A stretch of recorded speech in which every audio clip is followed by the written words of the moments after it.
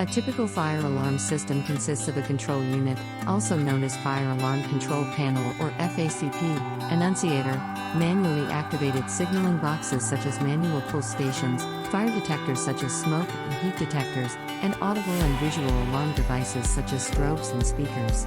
Fire alarm systems protect people and property by detection and warning through visual/audio appliances. NFPA 72 is the primary code governing fire alarm systems. It provides specific requirements for the design, installation, testing, performance, inspection, and maintenance of fire alarm and emergency communication systems. While NFPA 72 is the primary code governing fire alarm systems, the Electrical Code or NEC plays a supporting role in ensuring the electrical aspects of these systems are installed correctly. Design of a fire alarm system starts with risk assessment of fire hazards.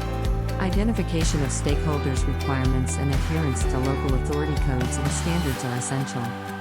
Fire alarm system design requires understanding of the relevant design standards, the legal framework of building safety, and a working knowledge of products.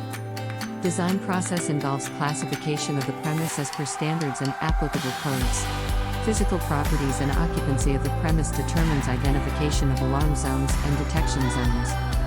Fire alarm system documents include system description, riser diagram, floor plan layout, device layout, sequence of operation, product technical data sheet, operations and maintenance instructions, battery calculations, voltage drop calculations, record of inspection and testing, record of completion, record, as-built, drawings, periodic inspection, testing, and maintenance documentation, record retention and maintenance.